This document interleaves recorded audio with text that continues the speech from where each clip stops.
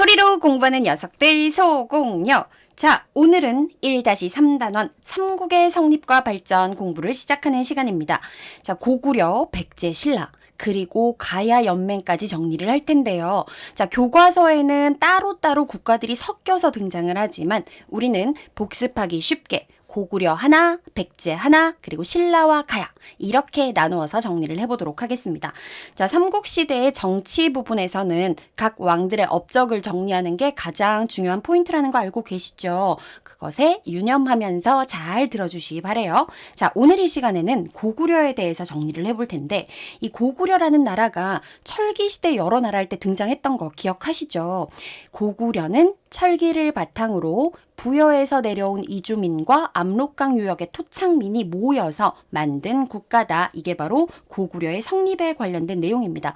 처음에 고구려가 만들어졌을 때는 졸본이라는 곳을 도읍으로 삼았었는데 바로 이대왕, 유리왕 때 수도를 국내성으로 옮기게 되죠. 자, 이때부터 빠르게 고구려는 나라의 기틀이 마련되고 영토를 확장하기 시작했습니다. 자, 그 다음부터는요, 주요 왕들의 업적을 정리하셔야 되는데 선생님의 날개 강의에서 삼국시대 송 들은 친구들은 왕들 순서대로 암기를 하셨겠죠? 고구려는 태고미고소 광장까지 공부해. 태고미고소 광장 앞글자 따서 순서 외우고 주요 업적 정리하시면 굉장히 빠르게 정리를 하실 수가 있습니다. 자, 그러면 태고미고소 광장 중에 태조왕부터 출발해 보도록 할게요. 자, 1세기 후반에 고구려의 왕이었던 태조왕의 업적의 핵심은요, 옥저를 정복했다는 사실, 그리고 요동지방으로 진출하려고 노력했다는 사실, 세 번째, 계루부 고씨가 왕위를 세습하기 시작했다는 거. 자, 이걸 기억하셔야 돼요. 원래 5개의 부족이 돌아가면서 왕위를 가졌었는데 계루부 출신 고씨가 왕위 세습을 시작하면서 조금 왕권이 강해졌다, 이렇게 볼 수가 있겠죠. 자, 다음 왕은 태고미고소, 바로 고국천왕입니다. 2세기의 고국천왕은요, 행정구역을 정비했어요.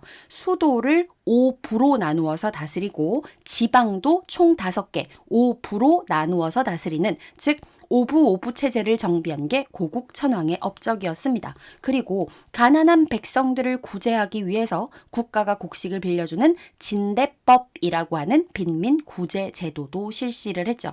자, 그 외에 기존의 각각의 부족의 군장들을 귀족으로 편입시킨다든지 왕위를 아버지에서 아들로 물려주는 부자간 왕위 계승을 확립한 것도 바로 고국천왕의 업적이었어요. 자, 고국천왕 오부 체제, 진대법, 그리고 왕위의 부자 상속 확립. 자, 요 내용이 포인트가 되겠습니다. 자, 그 이후 태고, 미고, 소 그랬으니까 미천왕으로 넘어가야 되겠죠.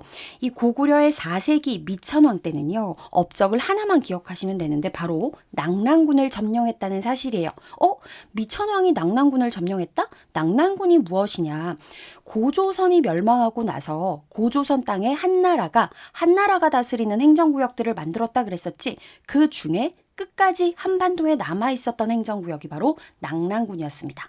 이 낙랑군을 점령하면서 한반도에서 중국의 세력을 완전히 몰아낸 게 미천왕의 업적인 것이죠. 자, 다음 태고, 미, 고, 소. 미천왕 다음에 또 고가 나오네요. 바로 고국원왕인데 이 고국원왕은 백제를 공부한 친구들은 기억할 거야. 4세기 중반 고구려 왕이 고국원왕이었을 때 당시 백제의 왕이 근초고 왕이었는데요. 이때는 백제가 고구려보다 훨씬 잘 나갔거든. 이 근초고 왕의 공격을 받아서 열심히 싸웠지만 고구려의 고국원왕은 전사하게 됩니다. 그러면서 고구려가 국가적 위기를 맞이했는데 하지만 하늘이 도운 것인지 고국원왕 다음에 등장한 소수림왕이 너무너무 훌륭했어요. 4세기 후반에 고구려의 왕이 된 소수림왕은요, 시험에서 100% 나옵니다. 자, 업적 3가지. 불교 수용, 태학 설립, 율령 반포. 즉, 중국 전진에서 불교를 받아들여서 사상을 통합했고요. 유교 경전을 공부하는 유학 아시죠? 이 유학을 교육시키는 태학을 설립해서 인재를 양성했고요. 그리고 율령이라고 하는 것은 법과 여러 가지 행정 제도를 말하는 것인데 이 율령을 만들어서 반포하면서 중앙 집권 체제를 강화한 것이 소수림왕의 업적입니다. 자, 그리고 소수리망 다음에는 우리가 너무나 잘 아는 광개토대왕이 등장하죠. 이름에서도 알 수 있다시피 영토를 매우 많이 넓혔는데요.